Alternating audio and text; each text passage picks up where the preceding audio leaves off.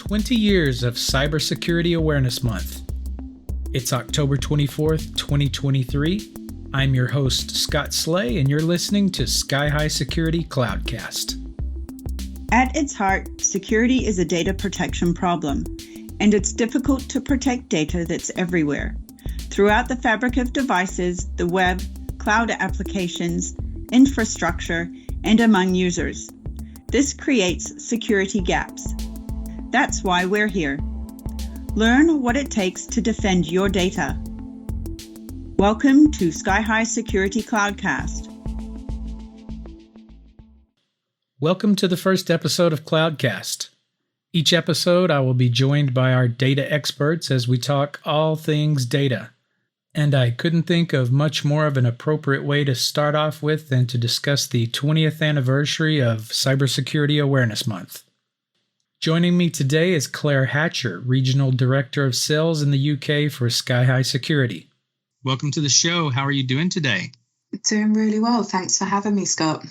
Absolutely. Thanks for being here. How's the weather in the UK right now? The weather is not a great topic of discussion. It is absolutely pouring with rain at the moment.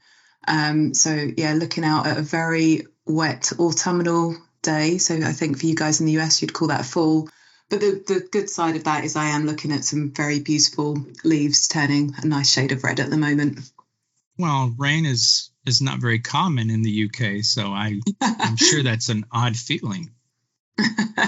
Yep, I like your humor, Scott. Well, today we're talking about the 20th anniversary of the Cybersecurity Awareness Month. Was there any specific incidents that sparked the need for a cybersecurity awareness program, or was it just the perfect storm of increased internet and technology usage with an increase in rising cyber threats around the world? Yeah, so looking back, obviously the first cybersecurity awareness program created by the US government back in 2003, our lives looked quite differently. Back then, most of us had internet in our homes and certainly in the workplace as well. But it certainly wasn't as prolific as it is today in terms of its usage. But naturally, at that time, the US government and probably other governments as well were noticing that increase in cyber attacks. We were seeing more and more viruses, various ways that you could attack those systems. So you look at traditional businesses, they weren't all online. We were certainly moving in that direction. And so I think the US government really started to see how all of the change in the way that we live and work was making massive headway back in those days. But also there was this new attack vector that was going to lead to problems down the line, which we naturally started seeing more and more of in the coming 20 years. So great that they recognised that. But yeah, absolutely, it was a perfect storm of technology usage plus cyber threats and just a change in the way that we live and work. And initially, the Department of Homeland Security really established the National Cybersecurity Division and the Cybersecurity Awareness Program to inform the public to remember to update your antivirus software, make sure and protect all your technology and your personal data. But I don't know if they could have fully comprehended where we would be 20 years later and what security risks were going to be on the horizon. Absolutely not. I was thinking back over 20 years and I think, well, going to age myself here, but sort of 20 years ago, I was still completing like my first degree, working at, obviously doing my university course. And yeah, as we said, life looked very differently then. And you look at how much our lives have changed since. The fact that devices that live in our pockets are pretty much attached to our hands all at the time. Our smartphones, they have the computing capabilities that we couldn't have really foreseen at that time. And you think of everything that is now on that phone, like you're more lost if you lose your phone than if you lose your house keys. So the level of what's needed in terms of protection over those subsequent years is nobody could have foreseen that, or the impact that it would have had in terms of our personal data security as well. In 2003, the Cybersecurity and Infrastructure Security Agency, CISA, was established, and it seems like the 4 key behaviors that they have really pushed: use strong passwords and a password manager, turn on multi-factor authentication, recognize and report phishing, and update your software. Those 4 principles seem to carry over year to year. Is there any other behavior or principle that you think they should add? I think overall awareness and a questioning mentality, that in any kind of cybersecurity framework or cybersecurity approach, I kind of hate myself sort of saying this, but it is so true that the human is always the weakest link in the chain. So you can put any kind of infrastructure into place, but let's face it, the bad guys that are looking for loopholes will always find a way through. So if something looks too good to be true, or there's something that just doesn't quite feel right, you have to trust your gut. You have to think, why would somebody be pushing out this information to me? Why should I be clicking on this link? Or why is somebody asking for that sensitive information over the phone? So all of those elements, so use a strong password, turn on multi-factor authentication, recognizing phishing, and updating your software, all of those things need to happen. But if any one of those fail, if you've got that approach of, do you know what, I'm just going to rethink this a little bit as to why that link could be a little bit suspicious, or why somebody's asking me for something that, do they really have a right to ask me for that information over the phone, for example?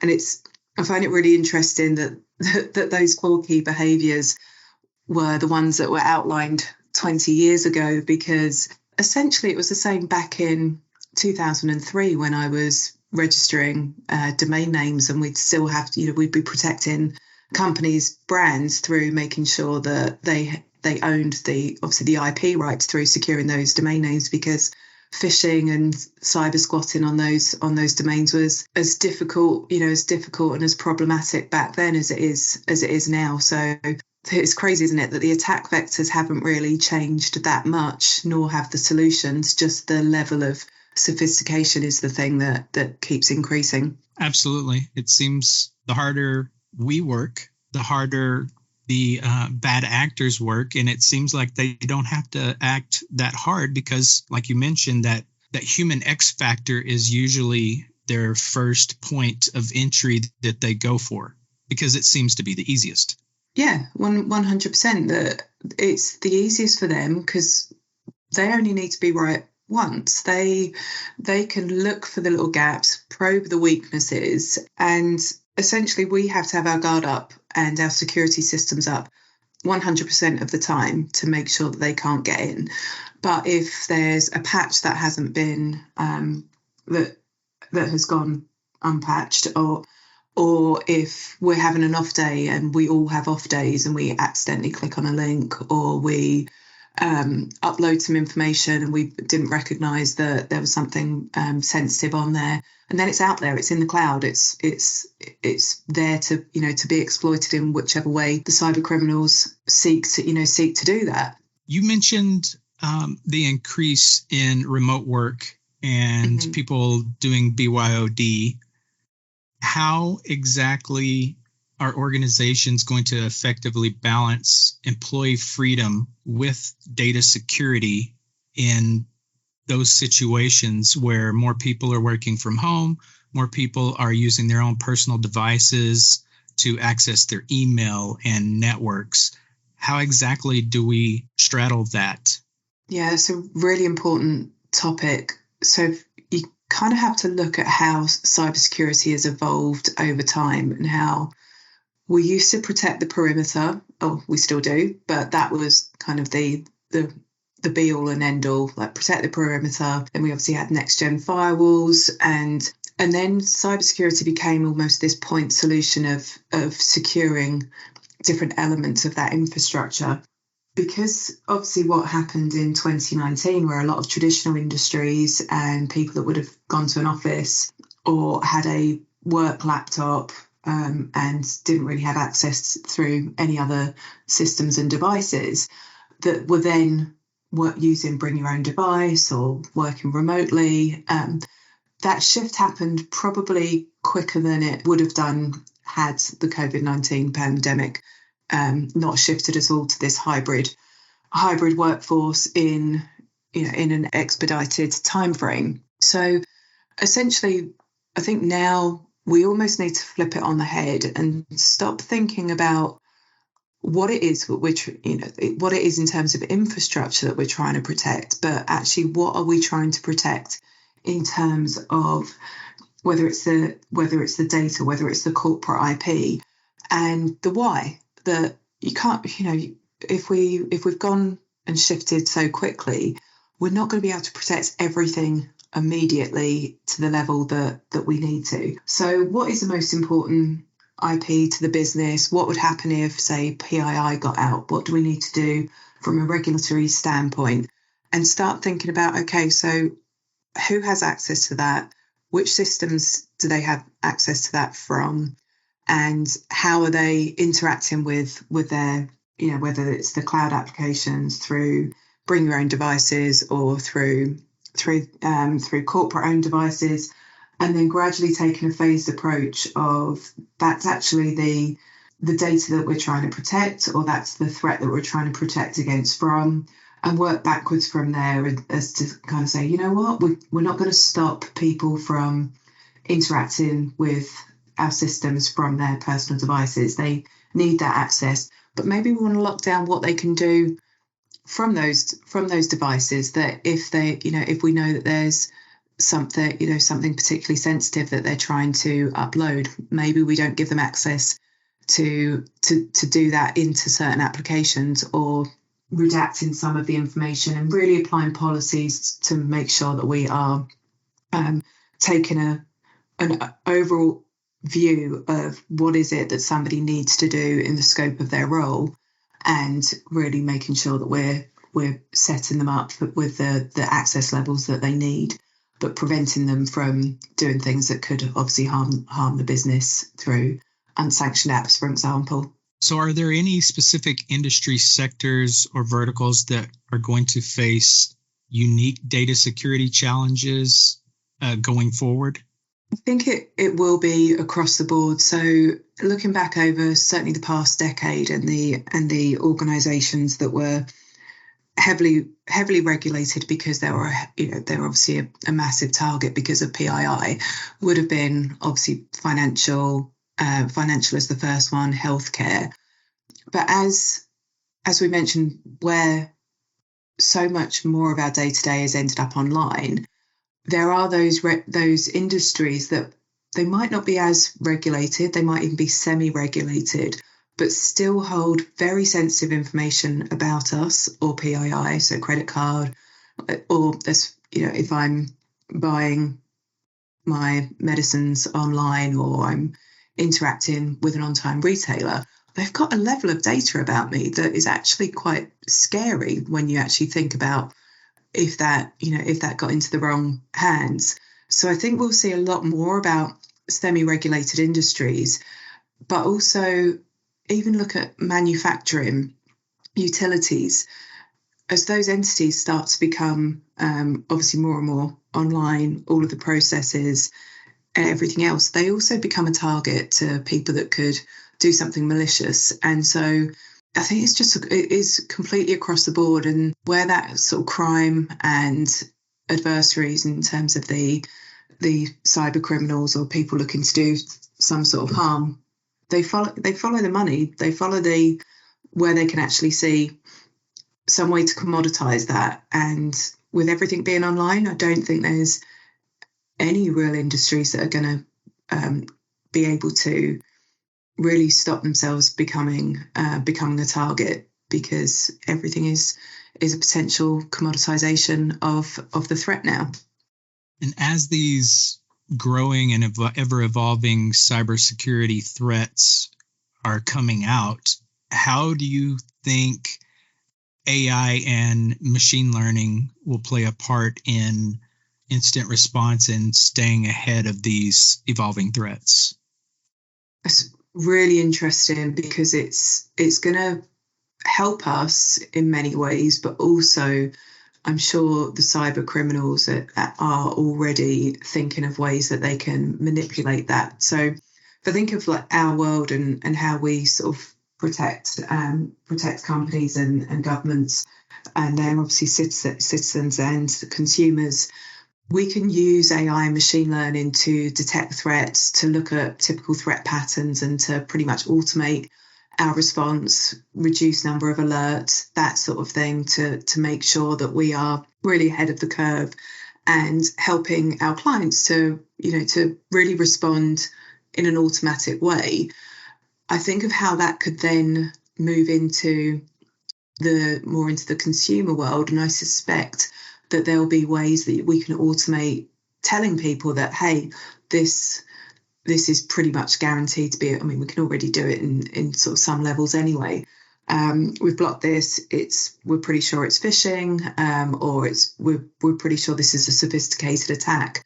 It will give us a lot of benefits in terms of how we can respond and really be aware of any potential threats as they evolve. But with any benefit, there's also somebody that's going to be able to exploit it as well. So we need to constantly, it's like a little dance, isn't it? Who's going first? Who catches up? And yeah, that's obviously the game that we constantly play. Actually, something I was going to say that you sort of touched on it earlier about how we're constantly trying to play catch up with the cyber criminals and our adversaries that are trying to obviously manipulate us or steal our data or whatever it is that they're trying to do. We sometimes forget that it's not just a case of us always having to be right and having to be right 100% of the time.